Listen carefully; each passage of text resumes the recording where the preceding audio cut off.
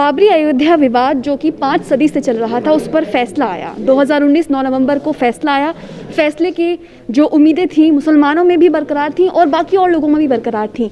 आज उस फैसले को 1 साल हो गया है और एसडीपीआई ने एक प्रेस कॉन्फ्रेंस करी है। मेरे साथ बिजेंद्र सिंह जी मौजूद हैं जो कि रिटायर्ड आईपीएस हैं। इन्होंने जो कानून है उसको कहीं ना कहीं ज़मीनी तौर पर बहुत करीब से देखा है। इनसे बात करेंगे। सर, सबसे पहले पूछना चाहूँगी, 1 साल हो गया है इस वर्डिक्ट को, इसका जो असर है लोकतंत्र पे कितना पड़ा है या लोकतंत्र में जो विश्वास रखते हैं उन पर कितना पड़ा है? अब लोगों का तो यही कहना है कि ये जिन लोगों ने ये क्राइम किया है उनकी वो जस्टिस नहीं हुआ है और ये एक तरह से पूरे सिस्टम के ऊपर बहुत बड़ा सेटबैक है कि जो दिन दहाड़े ब्रॉड डे लाइट में, जहाँ दुनिया के कैमरे लगे हों, जहाँ दुनिया की नज़र हो, जहाँ बच्चा बच्चा जानता हो किसने किया है, ऑर्गेनाइज्ड लोगों ने किया है, ऑर्गेनाइज तरीके से किया और उनका पता ही नहीं लगना किसने किया है, उन्हीं क्रिमिनल्स को जगह को दे दिया जाना। मैं समझता हूँ मैं व्यक्तिगत रूप से भी और लोगों का भी यही कहना है कि शायद ये ठीक नहीं हुआ। इसके असॉल्ट ऑन डेमोक्रेसी।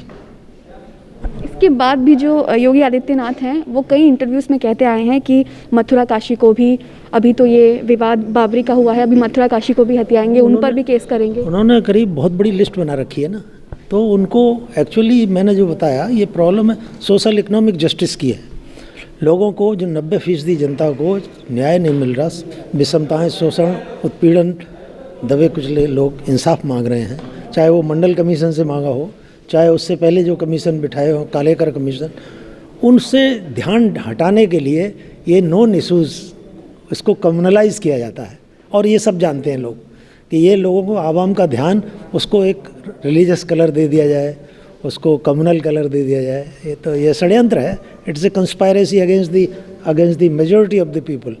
जो लोग सफ़र कर रहे हैं, जो शिक्षा से, सत्ता से, संपत्ति से वंचित हैं, जो लोग, उनको उनसे हमेशा वंचित रखने के लिए ये षड्यंत्र है।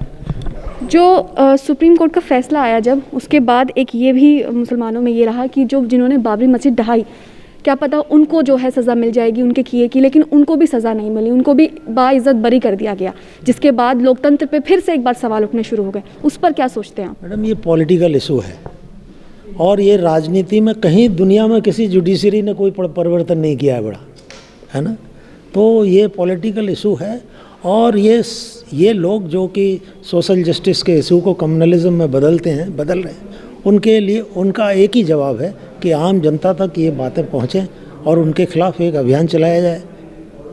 इसके अलावा कोई और तरीका नहीं है। ये कोई जुडिशियल सिस्टम से या ये इस तरह से कोई न्याय वाय मिलने वाला नहीं है। ये पॉलिटिकल इशू है, इसको सब जानते हैं, कम्युनलाइज कर दिया गया है। एक सामाजिक न्याय का मामला है।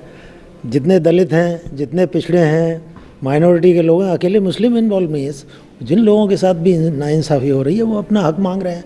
आपने संविधान की पहली लाइन में लिख रखा है justice, social, economic and political, वही मांग रहे हैं बेचारे। अब कितने दिन इंतज़ार करें?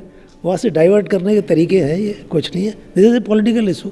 देखिए, मैं ये बात दोबारा देता हूँ कि जहाँ तक कि लोकतंत्र का सवाल है, उसमें बाबरी मस्जिद एक पूरी चेन की सिर्फ एक कड़ी है, बाबरी मस्जिद वर्डिक्ट।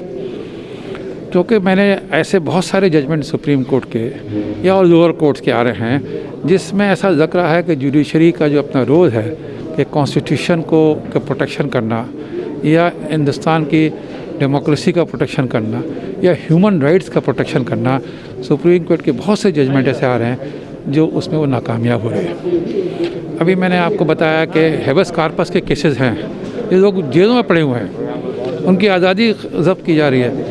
उन हेबस कार्पस के केसेस में सुप्रीम कोर्ट फैसले नहीं दे रही, जो एक फंडामेंटल राइट है। जो आपके लोग पार्टी छोड़ के डेमोक्रेसी की एक सरकार बनाते हैं, सरकार बनाते हैं, उसके ऊपर सुप्रीम कोर्ट अपने फैसले नहीं दे पा रही है। जो आर्टिकल 370 का केस चल रहा है, 1 साल ऊपर हो गया, कश्मीर में लोग अरेस्ट हो रहे हैं, छूट रहे हैं, अरेस्ट हो रहे हैं, सुप्रीम कोर्ट ने फैसला दिया उस पर कि सही था, गलत था, कॉन्स्टिट्यूशन गलत कौन से, कि वो सारी चीज़ें एक बड़ी आइडियोलॉजी का एक हिस्सा हैं।